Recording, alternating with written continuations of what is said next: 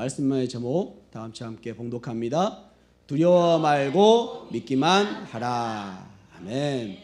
두려워 말고 믿기만 하라 라는 말씀의 제목으로 함께 은혜 받는 시간 되시길 축복합니다. 위기는 기회라는 말이 있지요. 사실 이 말은 맞기도 하고 틀리기도 하지요. 누군가에겐 기회로 다가오지만 또 다른 누군가에겐 그것이 좌절이로 끝나고 말기도 합니다.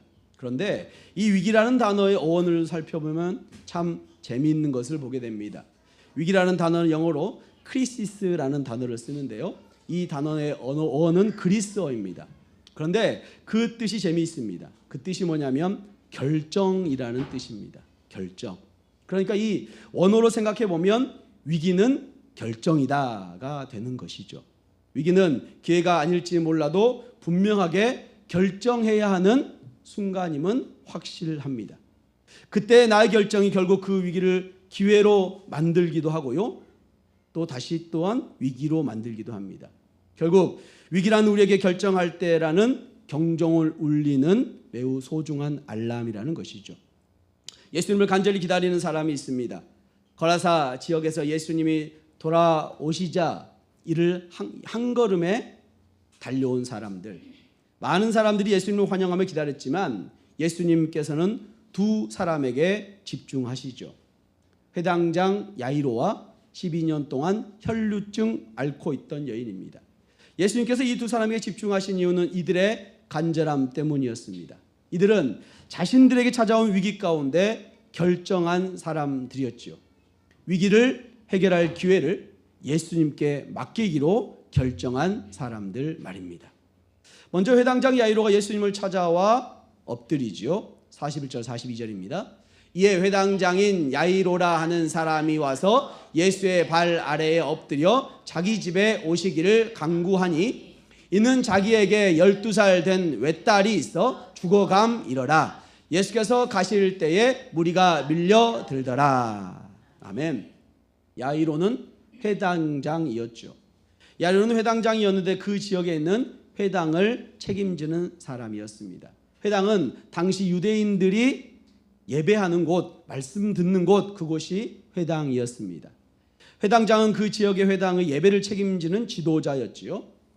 회당의 전반적인 일을 감독하고 관리하는 사람, 안식일 예배를 준비하는 사람, 그래서 이 회당장은 유대 지도자 중에 한 명으로 속합니다. 한마디로 율법에 능한 사람으로 당시 예수님과는 적대적인 관계를 갖고 있는 사람이 회당장이었죠. 유대 지도자들은 하나님의 말씀이 아닌 자신들이 만들어 온 장로의 유전을 지키면서 그로 인해 발생한 권력과 풍요를 누렸는데 예수님께서 이를 철저히 파괴하셨기 때문이지요. 그래서 그들은 예수님을 싫어했고 결국 예수님을 십자가에 못 박았습니다. 이런 유대 지도자 중 한 명이었던 회당장 야이로가 뜻밖의 행동을 합니다. 바로 예수님 앞에 무릎을 꿇는 일이었습니다. 그리고 자신의 집에 오시기를 그렇게 간절히 간청합니다. 야이로는 자신의 지위와 관계없이 예수님 앞에 자신을 낮춘 것이었죠. 예수님 발 앞에 엎드린 것입니다. 그분의 도우심을 간절히 구하고 있었던 것이죠. 그 이유가 무엇이었습니까? 그 이유는 그의 인생의 삶의 위기가 찾아왔기 때문입니다.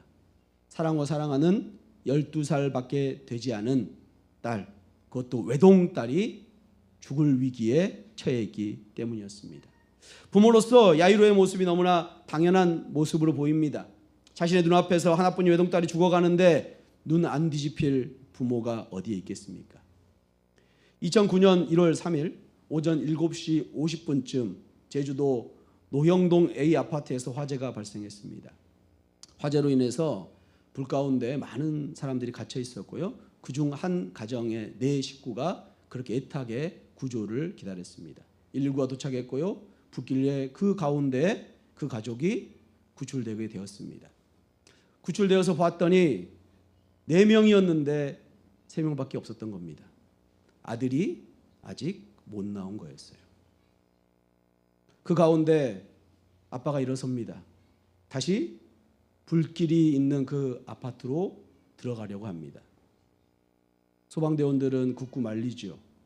말리지만 그 아버지는 다시 들어가게 됩니다. 산소통 없이 소방관과 같이 산소통을 서로 하면서 입에 수건 하나, 물 적신 수건 하나를 가지고 그 아파트로 들어갑니다. 결국 아이를 찾아 밖으로 나오게 되었죠. 지금도 유튜브 영상을 찾아보면 이 현장에 있었던 그 영상이 그대로 나와 있는 것을 볼 수가 있습니다. 불보다 뜨거운 부정이라는 제목으로요. 부모이면 누구나 이렇게 했을 것입니다.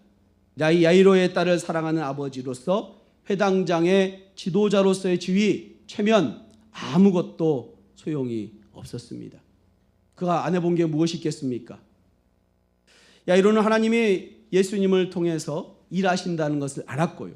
결국 야이로는 예수님께 나아가 자기의 딸의 고침을 받기를 원한 것이죠. 야이로의 그 간절함에 예수님께서 반응을 하십니다. 긍휼이 풍성하신 예수님의 야이로의 간구를 들으시고 그와 함께 집으로 가십니다. 그런데 야이로의 집으로 가는 그 길이 그렇게 만만하지 않습니다. 많은 사람들이 몰려들었고요, 밀려들었습니다. 그런데 이 상황 가운데 한 여인이 야이로와 다른 방법으로 예수님께 다가옵니다. 지난주에 함께 말씀 나눴던 12년 동안 혈루증 걸렸던 그 여인이었죠. 혈루증은 오늘날 만성 자궁출혈이라는 질병입니다. 월경이 아닌데도 계속 하혈을 하는 그런 질병인 것이죠. 그로 인해 어지럼증, 두통, 매일 누워 지낼 수밖에 없는 그의 인생이었습니다. 성경을 보면 그로 인해서 모든 재산도 다 탕진했음을 말씀하고 있습니다.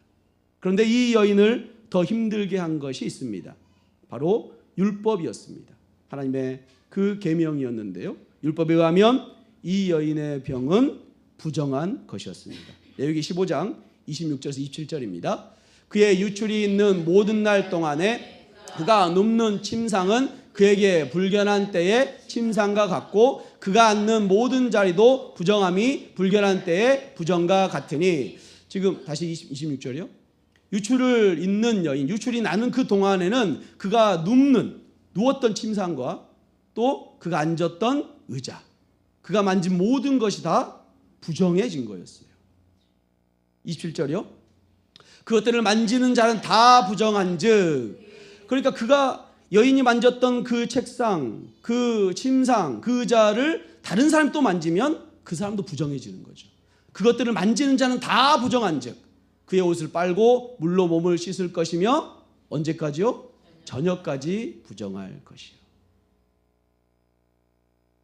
유출병으로 인해서 힘들었던 여인이 만지는 모든 물건에 부정이 들어오게 됩니다.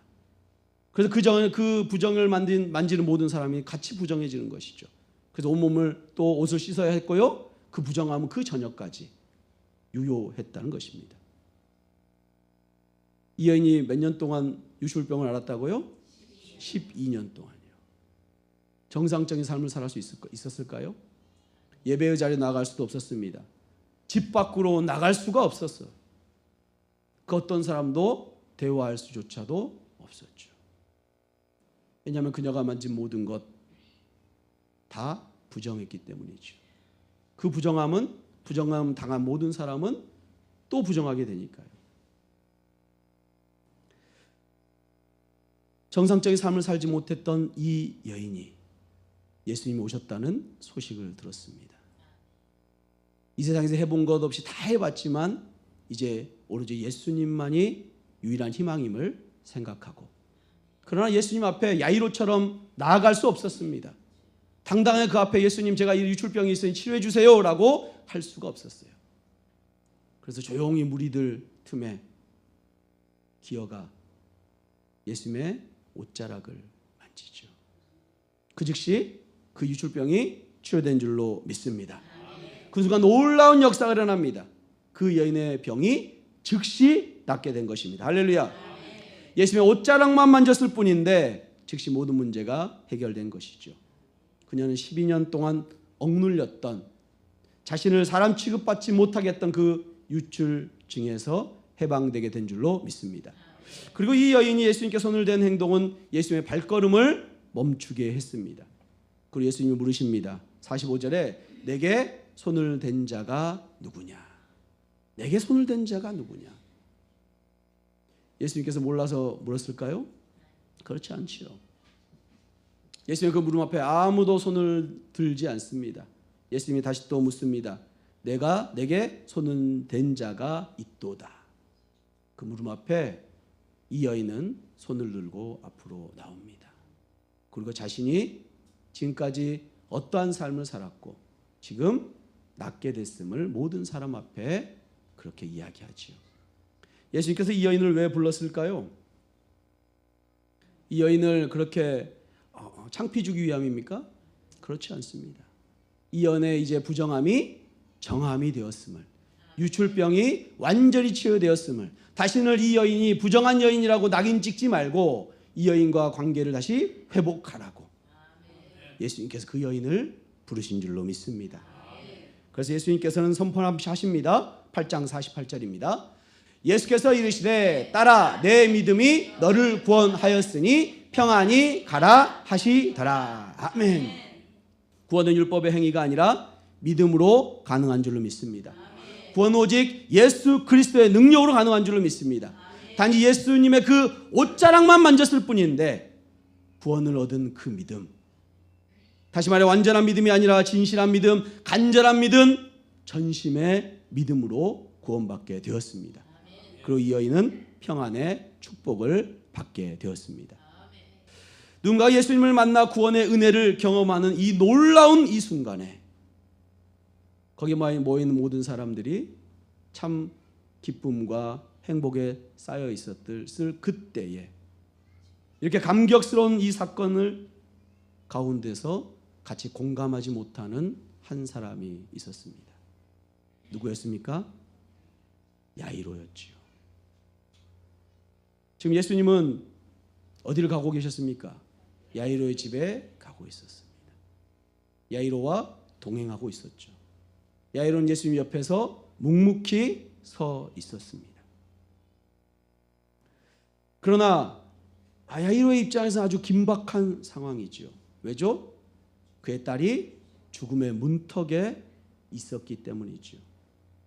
예수님을 집으로 인도하고 있는 야이로의 심정은 어땠을까요? 12년 동안 혈루증을 걸린 이 여인을 치료하고 있는, 여인과 대화하고 있는 그 예수님을 바라보는 그 옆에 야이로의 심정은 어떠했느냐 하는 것이죠. 집으로 가시다 말고 한 여인에 집중하고 있는 예수님을 어떤 생각을 갖고 예수님을 바라보고 있을까요? 이 여인의 처지도 참 딱하지만 지금 이 여인보다 내 딸이 더 급한데 예수님이 왜 여기서 머뭇거리고 있는 것이지? 내 딸을 치유하고 와서 오는 길에 이 여인을 치료해도 충분한데 그 길에 와서 또 이 여인은 죽지 않았을 것인데 내 아이가 먼저 치료받는 것이 순서인데 왜 예수님께서는 이곳에서 이렇게 머뭇하고 계실까? 예수님 옆에서 야이로는 조마조마합니다. 왜 이렇게 시간은 더디게 흐르는지, 왜 예수님은 시간을 허비하고 계신지 안절부절하고 있는 것이죠. 당장이라도 예수님의 그 손을 잡아서 끌고 집으로 가고 싶은 그 아버지의 마음입니다. 그럼에도 야이로는 그 예수님 옆에서 묵묵히 인내하고 있습니다. 성도 여러분, 우리가 신앙생활을 하다 보면 하나님이 참 원망스러울 때가 있습니다. 하나님께서 나의 기도는 안 들어주시고 저 형제 자매의 기도는 즉시 응답해 주시는, 들어주시는 그런 생각을 할 때, 그럴 때 그런 생각이 되지요. 하나님이 나의 하나님은 맞는가? 나를 기억하고 계시는 건 맞는가? 섭섭함이 찾아옵니다. 그래서 이웃의 기쁨에 함께 동참하지 못하는 것이죠. 형제 자매 가운데 하나님의 역사하심으로 문제가 해결되고 기쁨이 넘칠 때 함께 기뻐해주고 함께 함께 웃어줄 수가 없는 것입니다. 겉으로는 축하하지만 내 마음속에 시기와 질투가 스물스물 올라오는 것이죠. 나는 하나님의 자녀가 아닌지, 왜 하나님께서 나만 미워하시는지 내 생각에 사로잡혀 내 생각대로 결정하고 판단합니다. 하지만 우리가 기억할 것은 우리 주님께서는 이러한 우리의 믿음 없는 모습에 경종을 울리신다는 사실이죠. 우리의 연약함이 변화되기를 원하신 줄로 믿습니다. 예수 그리스도를 머리로 한 몸 된 우리가 함께 기뻐하고 함께 슬퍼하는 것을 너무 당연하기 때문이지요. 우리 하나님께서는 편애하시는 하나님이 아니십니다. 우리 하나님께서는 언제나 사랑이 넘치신 분이신 줄 믿습니다. 그러나 당장 응답하지 않으신 이유는 하나님의 놀라우신 계획과 섭리가 있는 줄을 믿습니다. 그러니 그 하나님 원망하지 마시고 그 주님께 무릎으로 나아가시길 축복합니다. 이때 집에서 한 사람이 찾아옵니다. 49절입니다. 아직 말씀하실 때에 회당장의 집에서 사람이 와서 말하되 당신의 딸이 죽었나이다. 선생님을 더 괴롭게 하지 마소서 하거늘. 예수님께서 아직 12년 동안 혈루증 걸린 여인을 대화하고 치유하고 있을 그 시점에 한 사람이 찾아오지요. 회당장의 집에 있는 하인일 것입니다. 소식이 무엇입니까? 하나밖에 없는 12살밖에 되지 않은 그 딸이 죽었다는 것입니다. 당신의 딸이 죽었나이다. 선생님을 더 괴롭게 하지 마소서. 이 소식을 들은 야이로는 어떤 기분이었을까요? 이제 더 이상 예수님을 집에 모셔갈 이유가 없지요. 딸을 살리기엔 너무 늦어버렸습니다. 병든 것과 죽은 것은 완전히 다르기 때문이죠. 야이로는 분명히 이 소식을 듣는 순간 억장이 무너졌겠죠. 찢어지는 슬픔을 느꼈습니다. 그리고 한편으로는 원망이 찾아오지요.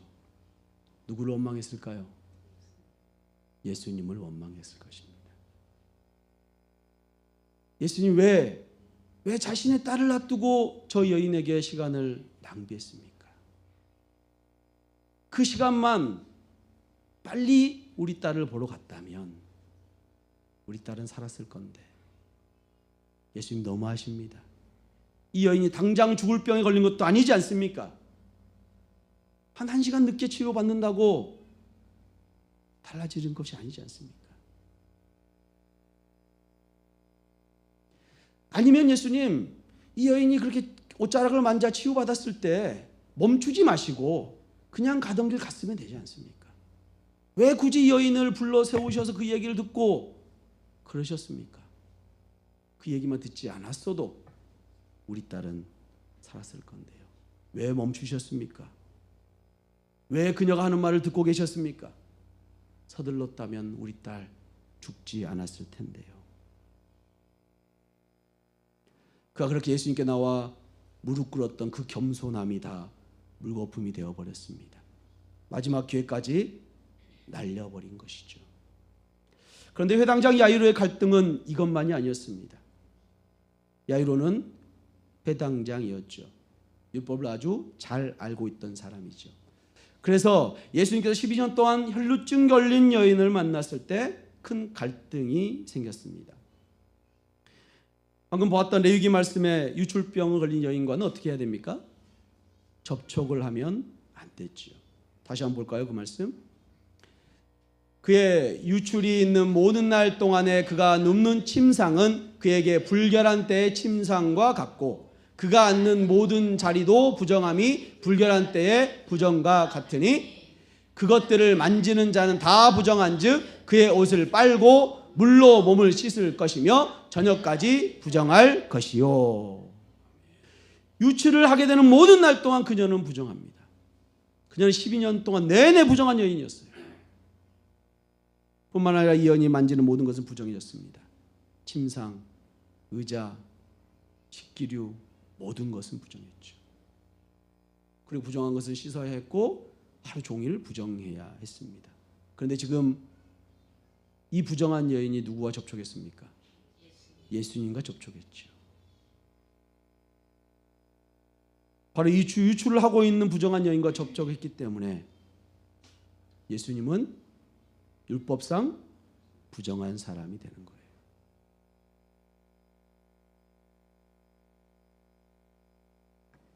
이 부정한 상태, 이 모습을 바라보는 야이로는 어땠을까요?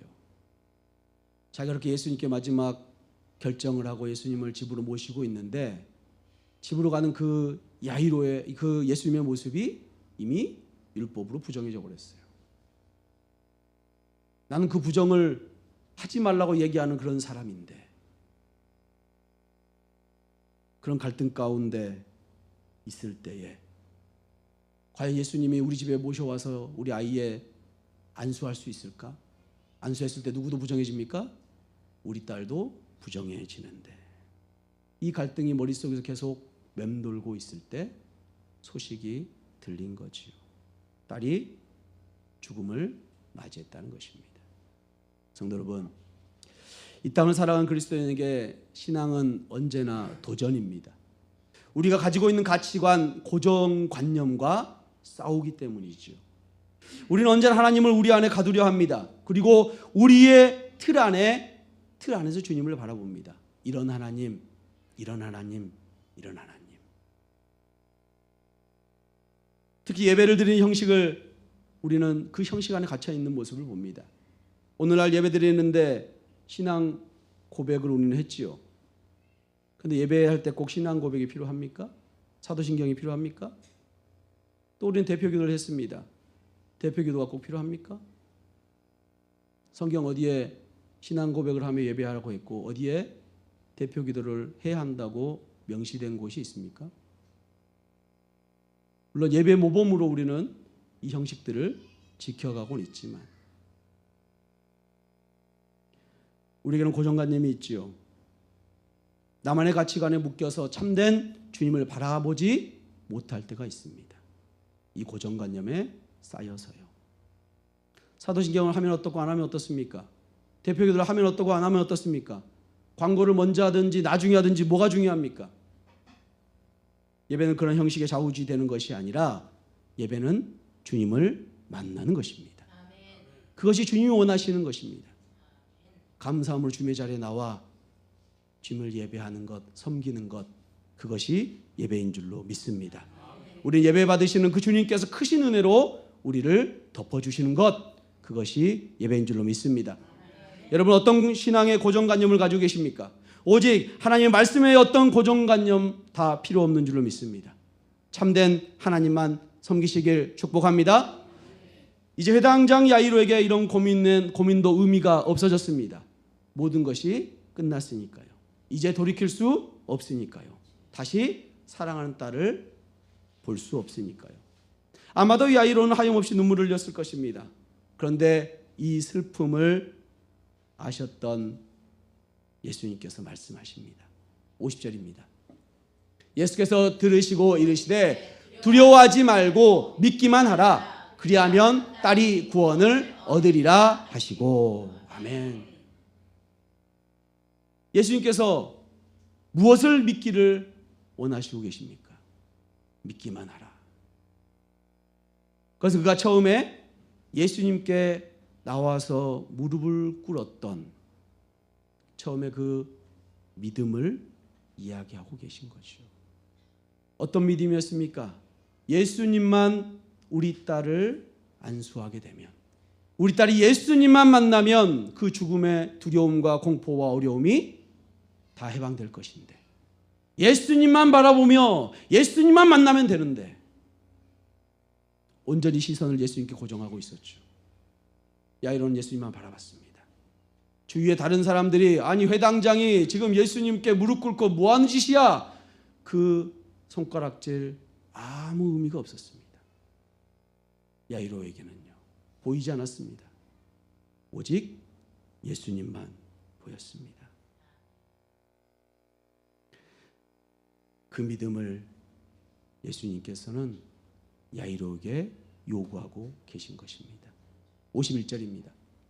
그 집에 이르러 베드로와 요한과 야고보와 아이 보모 외에는 함께 들어가기를 허락하지 아니하시니라.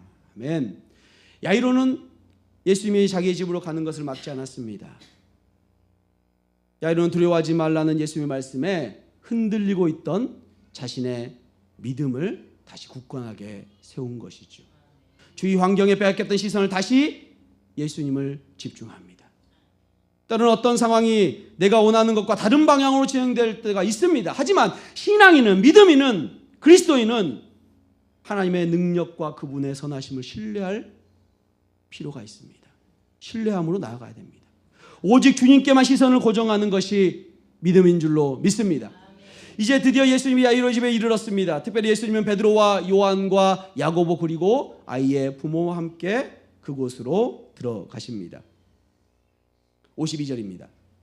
모든 사람이 아이를 위하여 울며 통곡하매 예수께서 이르시되 울지 말라 죽은 것이 아니라 잔다 하시니.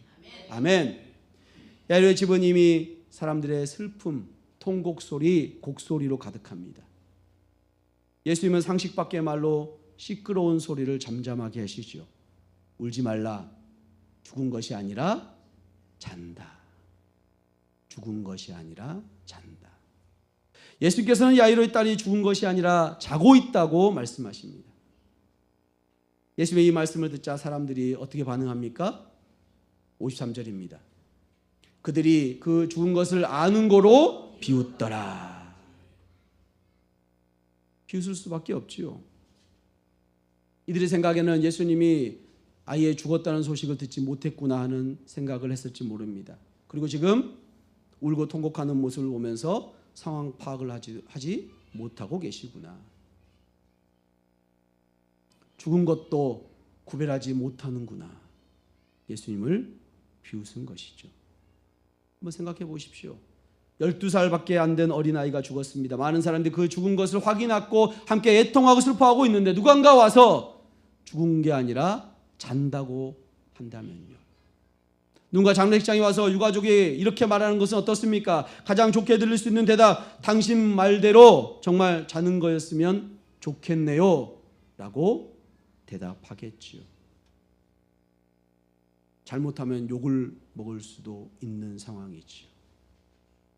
야이로의 집에 왔던 사람들 모두가 딸이 죽었다는 것을 알고 있었습니다. 비웃음으로 반응하는 것은 어쩌면 너무나 당연한 것이죠. 하지만 그 말을 한 사람이 누구냐에 따라 당연한 것이 아닐 수도 있는 것이죠. 말을 하는 사람이 누구냐에 따라 완전히 달라지는 것입니다. 예수님은 비웃음을 놀라움으로, 슬픔을 즐거움으로 바꿀 수 있는 분인 줄로 믿습니다. 사람이 보기에 너무나 큰 차이가 있습니다. 병을 고치는 일과 죽은 자를 살리는 것은 차원이 다르는 일이죠.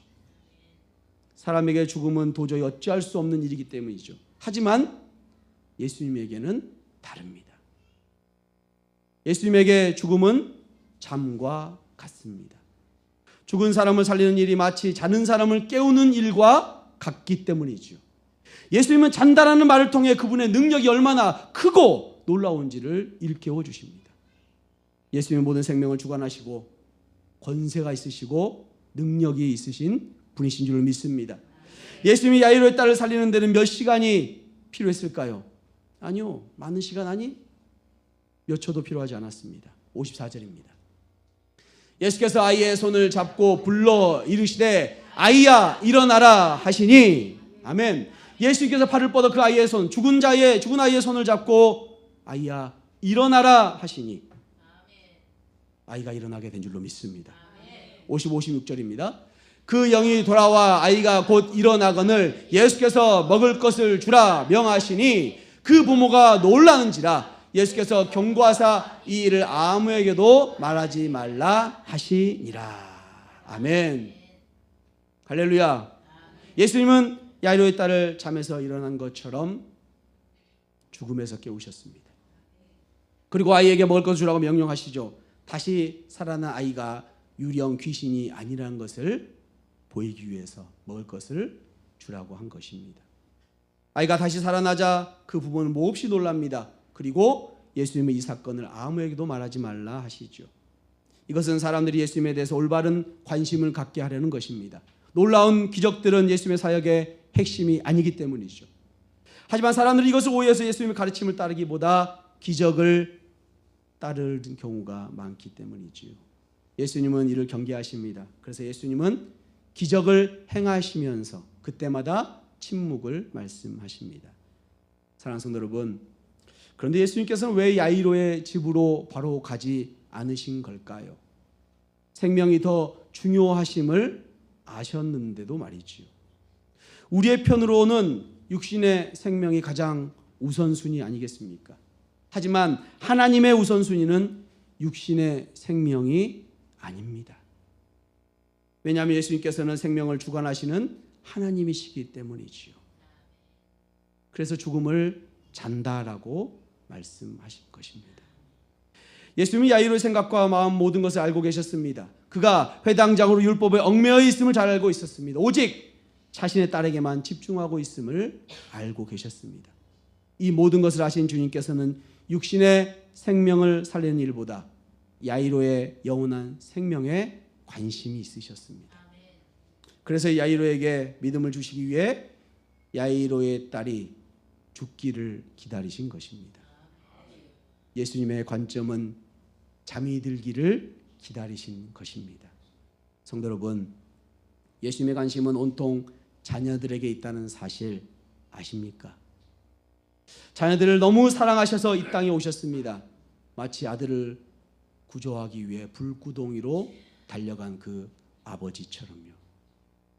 예수님께서는 죽을 수밖에 없는 우리 불구덩이와 같은 이 땅에 우리를 위해 오셨습니다. 그리고 우리를 대신해 모든 죄를 짊어지시고 십자가에 돌아가셨습니다. 뿐만 아니라 이 땅에 사시는 동안에도 자녀들을 위해 사셨지요. 믿음이 없이는 구원을 얻을 수 없음을 아셨기에 믿음을 성장시키시기 위해 어려움을 주시기도 합니다. 여러분, 혹시 지금 고난 중에 계시지 않습니까? 왜 하나님께서 나의 기도는 응답하지 않으시는지 하나님을 원망하고 계시지는 않습니까? 왜 다른 성도의 기도는 금방금방 응답해 주시는데 왜 나에게만 이렇게 어려움을 주시는지, 하나님이 살아 계시는 것은 맞는지, 그럴 때 잠잠히 여러분을 돌아보시기 바랍니다. 여러분의 신앙을 점검해 보아야 합니다. 나의 믿음을 성장시키시길 원하시는 하나님의 뜻을 찾으시기 바랍니다. 주님께 그 뜻이 무엇인지 무릎 꿇고 간절히 기도하시기 바랍니다. 주님께서는 다 계획이 있으신 분이십니다. 선하신 하나님께서 반드시 가장 좋은 것을 주시려는 하나님의 뜻인 줄로 믿습니다.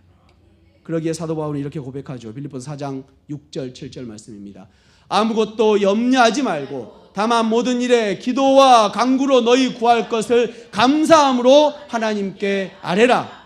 그리하면 모든 지각에 뛰어난 하나님의 평강이 그리스도 예수 안에서 너희 마음과 생각을 지키시리라. 할렐루야. 아무것도 염려하지 말고 오직 기도와 간구로 우리의 믿음을 지켜야 합니다. 어떠한 상황과 환경에도 오직 주님께로만 시선을 고정하는 저와 여러분 되시기를 축복합니다. 두려움이 아닌 오직 주님을 향한 믿음으로 결단하는 주님의 은혜교회 성도님들 되시길 주님의 이름으로 축원합니다. 아멘.